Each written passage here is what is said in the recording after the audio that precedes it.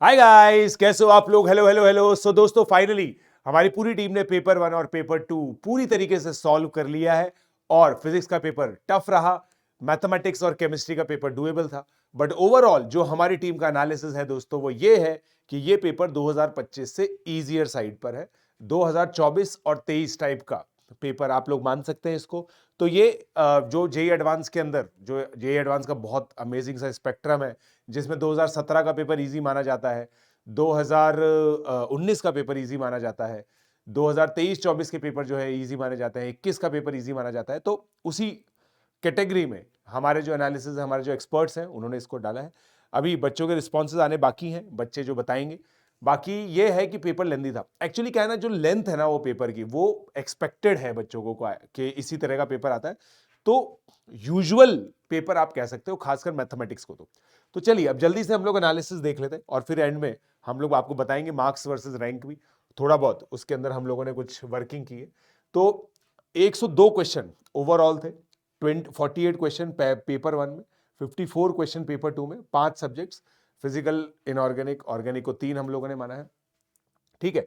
तो अब देखिए दोस्तों, इसके अंदर देखिए, मतलब मैथ्स और फिजिक्स के तो 34 क्वेश्चन है। फिजिकल केमिस्ट्री के हम लोगों को दोस्तों, अगर आप ध्यान से देखेंगे तो बेसिकली 12 क्वेश्चन हमें फिजिकल केमिस्ट्री के दिखते हैं, 9 इनऑर्गेनिक के और 13 ऑर्गेनिक केमिस्ट्री के। तो काफी बैलेंस्ड पेपर ही था, ऐसा कोई अलग सा पेपर नहीं था। और फिजिक्स, केमिस्ट्री, मैथ्स के अंदर, मतलब केमिस्ट्री के अंदर खासकर। अब हम लोगों ने क्या देखा है दोस्तों कि 22.5% जो पेपर है वो दोस्तों इजी था, 40% मॉडरेट था और 37% पेपर जो है वो टफ था।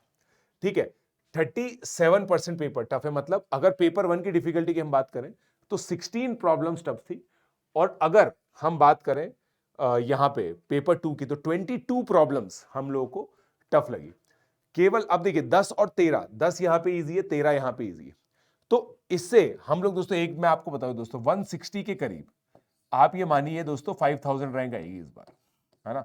5000 रैंक जो है वो मेरा ये मानना है कि 160 के करीब जाएगी। अब AIR-1 वगैरह के बारे में तो क्या बात करें, मगर 5000 के करीब आपकी 160 रैंक आएगी। बाकी अभी मार्क्स रेंज मैं आप लोगों को दोस्तों बताऊंगा, ठीक है। बट 38 प्रॉब्लम्स ओवरऑल टफ थी आउट ऑफ 104। ठीक है। अब हम लोग बात करते हैं दोस्तों पेपर वाइज डिस्ट्रीब्यूशन का। पेपर 1 में केवल 15 क्वेश्चन आपको 11th क्लास से मिलते हैं और 33 प्रॉब्लम्स आपको पेपर 12th क्लास से मिलते हैं। यहां पे पेपर 2 13 और यहां पे 41। अब बेसिकली देखो होता क्या है ना, majority of the problem mix topics की होती है और जिसमें जो भी लेटर टॉपिक होता है ना, हमने उसको वहां पे टैग किया है। तो इस वजह से हम लोग यहां पे क्लियरली कह सकते हैं कि जो पेपर है ना वो हैवीली स्क्यूड टुवर्ड्स 12th है, जो कि कोई खास बात नहीं है ना। वो 12th के करस्पॉन्डिंग होता ही है। मैं यहाँ पे नंबर्स लिख देता हूँ दोस्तों, विजिबल नहीं होंगे आपको डेफिनेटली, ठीक है, बट ठीक है, मतलब ब्रॉडली आप लोगों को समझ में आ गया है। ठीक है। अब सब्जेक्ट और डिफिकल्टी की हम लोग अगर बात करें तो ओवरऑल मैथमेटिक्स जो पेपर है, मतलब जो फिजिक्स का पेपर आप देखिए, सिर्फ मतलब 5 2 7 क्वेश्चन यहाँ पे, और खासकर पेपर 2 जो है ना फिजिक्स का और ज्यादा टफर साइड पे था। मैथमेटिक्स यूजुअली टफ आता ही आता है। और केमिस्ट्री के अंदर अगर हम बात करें तो काफी ज्यादा फिजिकल केमिस्ट्री के अंदर हमें टफनेस देखने को मिलती है, काफी अच्छी खासी टफनेस हमें फिजिकल केमिस्ट्री को देखने को मिलती है। बट फिर भी ओवरऑल जो केमिस्ट्री का पेपर था वो डुएबल था। ठीक है। अब हाँ, ये क्वेश्चन टाइप एनालिसिस अगर हम लोग देखें तो न्यूमेरिकल स्टेम है। न्यूमेरिकल स्टेम इस बार जो थे वो इजियर की जगह डिफिकल्ट साइड पे थे। पहले वाले जो पिछली बार आया था ना, जो 2021 या 22 के अंदर जब भी आया था, तब इजी थी न्यूमेरिकल स्टेम। ठीक है। और फिर अगर टॉपिक्स की मैं बात करूं दोस्तों, ये तो हम लोग देख ही लेंगे, बट मैथमेटिक्स के अंदर मैं आप लोगों को दोस्तों बताना चाहता हूं। मैथमेटिक्स कहाँ है इसके अंदर, ये तो क्या है, फिजिक्स है। अच्छा, ये पेपर 2 है, ये पेपर 1 है। तो पेपर 1 के अंदर दोस्तों मैं आप लोगों को बताऊंगा कि सबसे ज्यादा जो मैथमेटिक्स में है ना, वो एप्लीकेशन ऑफ डेरिवेटिव के 3 क्वेश्चन है और मैट्रिक्स डिटरमिनेंट के 2 क्वेश्चन है। ठीक है। वेक्टर 3D के 2 क्वेश्चन है, कोनिक सेक्शन के 2 क्वेश्चन है। एप्लीकेशन ऑफ डेरिवेटिव्स है ना दोस्तों, उसने सबसे ज्यादा सरप्राइज किया। Application of derivatives JEE Main के अंदर बहुत कम आया और जेई एडवांस के अंदर बहुत ज्यादा आया। कोनिक सेक्शन ने अपना पेपर 1 और पेपर 2 के अंदर जो वेटेज है वो मेंटेन किया। पेपर मैथमेटिक्स का बिल्कुल यूजुअल आया, एक दो क्वेश्चन जो बिल्कुल टफ आते हैं वो आए, लेस देन 1% प्रॉब्लम जिनको हम लोग बोलते हैं, वो ऐसी आई। बट मेरा ये मानना है कि ये जो पेपर है ना वो ईजियर साइड पर ही माना जाएगा 2025 से, जैसा कि मैं आप लोगों को बार बार अंदेशा दे रहा हूं, बार बार बता रहा हूं, ठीक है। तो अब और अगर मैं टॉप 5 चैप्टर्स आप लोगों को बोलूं तो application of derivative, conic section, matrix determinant, और फिर अगर मैं पेपर 2 भी इंक्लूड कर लूं, पेपर 2 के अंदर भी एप्लीकेशन ऑफ डेरिवेटिव्स के 3 क्वेश्चन है। देखिए आप, एप्लीकेशन ऑफ डेरिवेटिव्स के 3 क्वेश्चन है, और उसके अलावा डिफरेंशियल इक्वेशन के 2 क्वेश्चन आए, राइट, वेक्टर 3D के 2 क्वेश्चन। तो एओडी के आप सोच के देखिए दोस्तों 6 question, which is very very surprising. Application of derivatives के 6 क्वेश्चन आना ये मतलब सरप्राइजिंग है, but AOD is considered to be a easy topic. Although 1-2 question तो काफी टफ थे, मुझे ऐसा लगा, और रिलेशन फंक्शन के जो काउंटिंग के प्रॉब्लम्स थे ट्रिकी थे, क्वाड्रेटिक इक्वेशन का क्वेश्चन आया, हर एक मेरा ये मानना है कि हर एक चैप्टर को अच्छा रिप्रेजेंटेशन मिला है। तो ओवरऑल मैं ये कह सकता हूं कि डिसेंट था। अब अगर मैं ओवरऑल अगर बात करूं तो paper 2 was significantly tough than paper 1। Class split 12th dominate किया, mathematics application of derivative most asked, conic section and vector 3D repeated in both papers, rotation motion top chapter जहां से सबसे ज्यादा क्वेश्चन है, और जैसे ही रोटेशन से आता है तो पेपर टफ होता ही होता है।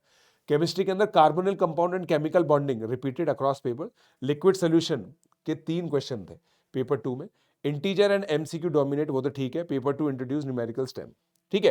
तो अब दोस्तों मैं आप लोगों को जो कट ऑफ हम लोगों ने बनाई है वो मैं आपको बता देता हूं दोस्तों। हमने बहुत सिंपल सा रखा है इसको, 2023 और 24 के अंदर जो कट ऑफ्स थी उनका एवरेज लिया है, जो मुझे लगता है कि काफ़ी हद तक सही है। तो ये बेसिकली मैं आप लोगों को बता देता हूँ, ठीक है। तो ये ना 2026 का एक्सपेक्टेड नंबर मैं आपको बता रहा हूँ। AIR1 तो क्या कहें यार, देखो दोस्तों मेरे को लगता है AIR1 ग्रेटर देन 340 पे जाएगी इस बार, ग्रेटर देन इक्वल टू 340 पे जाएगी AIR1, ऐसा मेरा मानना है, ठीक है। AIR50 की अगर मैं बात करूं तो AIR50 दोस्तों है ना, मैं आपको बता देता हूं जो हम लोगों ने यहां पे बनाया है, ठीक है, ये रहा, ओके।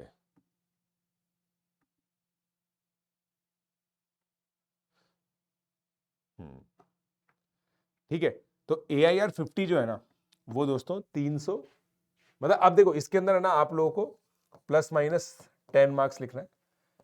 AIR100, अगर AIR100 की मैं बात करूं, ठीक है, AIR100 की अगर मैं बात करूं गाइस, तो AIR100 बेसिकली आपकी आ जाती है, कहाँ पे आती है, कहाँ गया वो, ये रहा। AIR100 दोस्तों आप लोग मान के चलिए 292 प्लस माइनस 8, मतलब इसमें 5 ही रखिए, आप यहाँ पे भी 5 ही रखिए। फिर यहाँ पे देखिए दोस्तों ट्रिकी होना चालू हो जाता है, जहाँ पे आप लोगों का मैक्सिमम इंटरेस्ट होगा। AIR500 है ना, तकरीबन आप मान के चलिए 250, ठीक है, फिर प्लस माइनस थोड़ा बहुत कर लीजिएगा। फिर 1000 226, ठीक है, 5000 जैसा मैंने आपको बताया 165।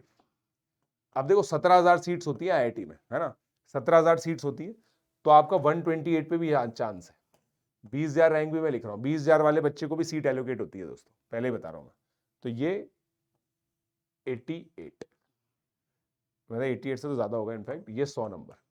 तो अगर आपके 100 नंबर भी दोस्तों जेईई एडवांस के अंदर आ रहे हैं ना, इसका मतलब यू हैव अ चांस। बाकी जो भी एग्जैक्ट मार्क्स है उसके हिसाब से आप अपनी रैंक प्रिडिक्ट कर सकते हैं। मार्क्स जो रैंक प्रिडिक्टर का लिंक है वो डिस्क्रिप्शन में अवेलेबल है, अच्छे से करिए दोस्तों। This ends the campaign of JEE advance के जो सॉल्यूशन वगैरह सब हम लोगों ने किए। आई होप आप लोगों को सही लगा। Let's crack it.